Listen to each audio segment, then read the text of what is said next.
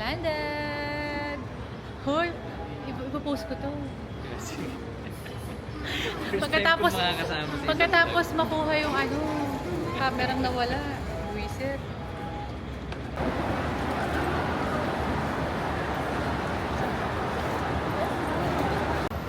I'm just here waiting for my Kulok car. Anta ka.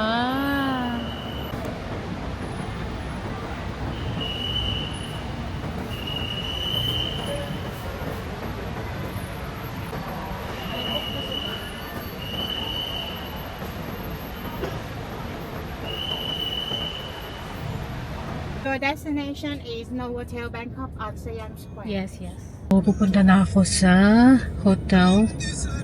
Check-in.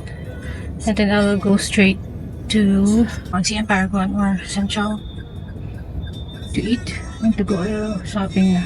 Agad-agad. Kasi I was able to sleep in the airplane. So, medyo may energy tayo. So, yeah.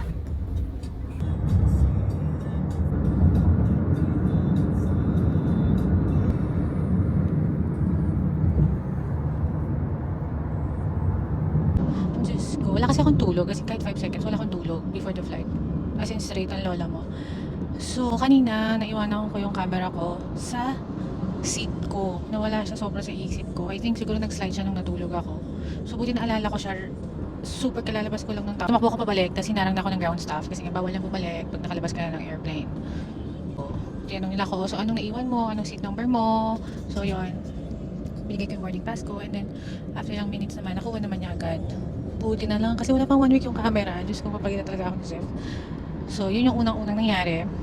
Nakakaloka. And then, after immigration, after kumuha ng luggage, nag-withdraw ako sa isang ATM. Nakalimutan ko naman. After kong kunin yung cash ko, nakalimutan kong kunin yung debit card ko. Buti na lang, may gumamit agad ng machine na yun. And I was just standing close to the machine kasi nga I was talking to Froy. He was waiting for his luggage. So anyway, nabalik niya agad. And hindi ako nakapag-content. But mag-check-in na tayo. Wait.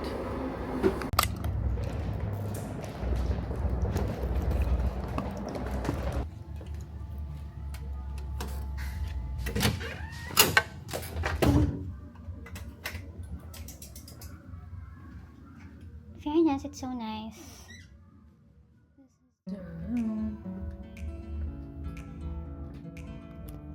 Nice. There's a little concert lang. The, naman informed me.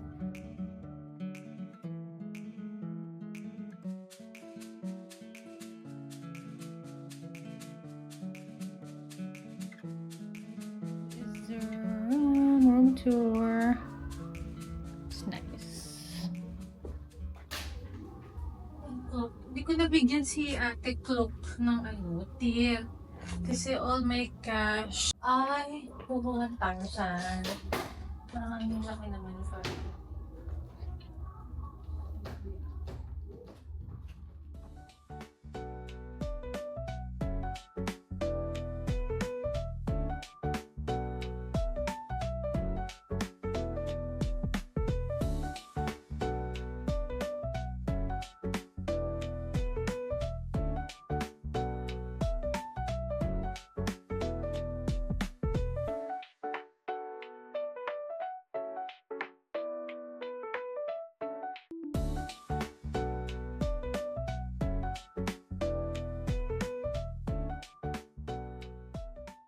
nakapag na tayo, check-in.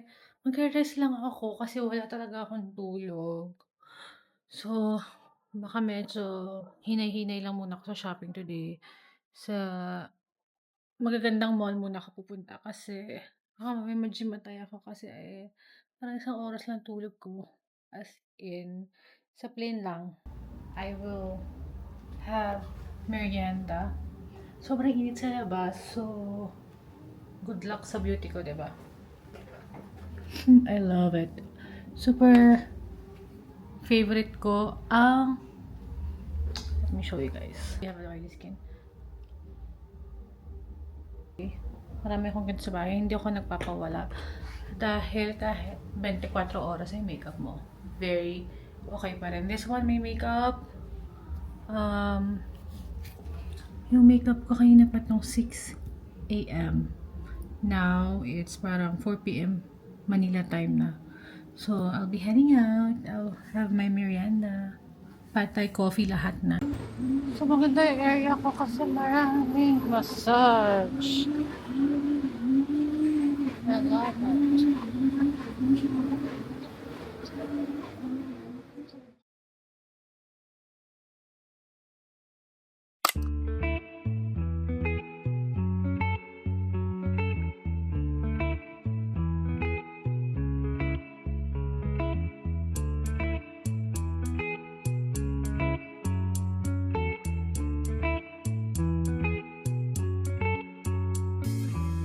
Remember the days we were young, wild and free, basic getting sprung.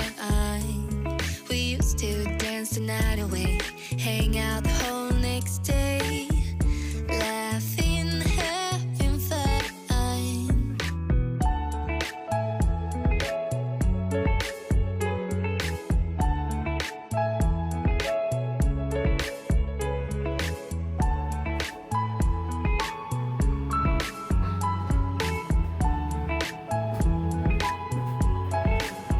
Summer love, you know what I do.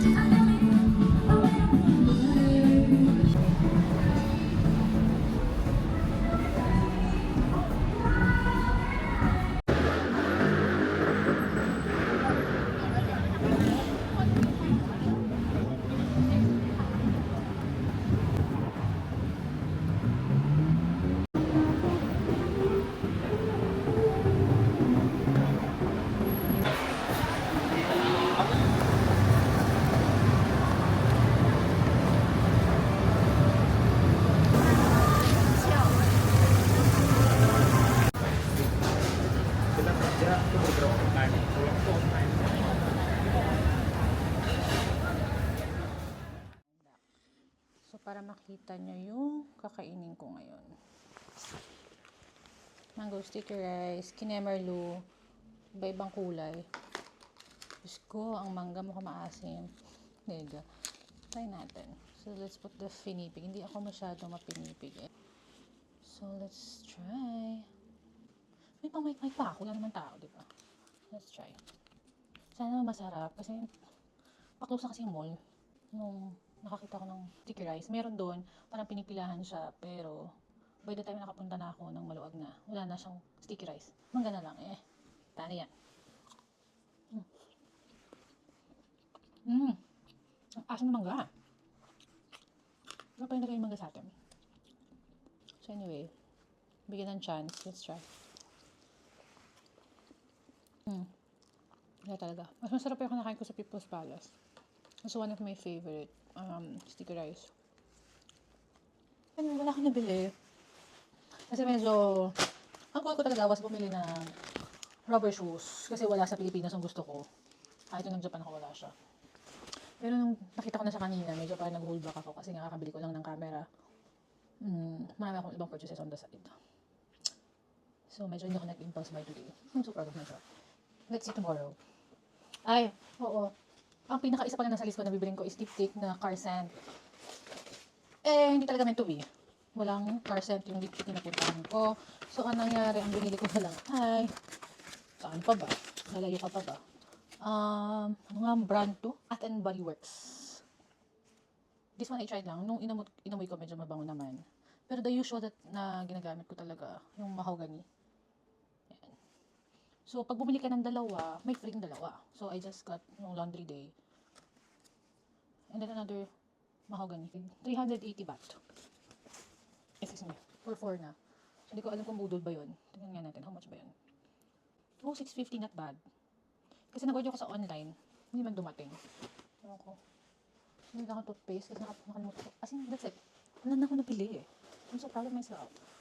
Kasi hindi pa nga ako nakapag-cosmetics. Pag pumasok ko ng cosmetics, ako, bugs talaga. Medyo nare-reserve ko yung energy ko kasi feeling ko pag nag-shopping ako, sayang naman yung minasahe ko. Nagpamasahe siya sa umaga. So, parang nasa 170 pounds ako. Sobrang laki ko. Sabi ko, pagbalik. So, wala ako nabili. Kasi usually mga sizes na talaga, diba, parang free size and all. Sabi ko, pag bumalik ako ng Bangkok, magsha-shopping talaga ako sa mga free size. Ayun, medyo naging ako ngayon. Pero still, ibibili natin ay small. Dahil magdadaya tayo after nito. Para medyo may space for Christmas. Hindi pwedeng dire-diretso dahil ang hirap mag-lose ng weight. So, that's it for today.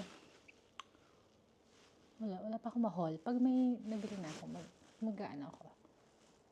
Bangkok haul. See you tomorrow.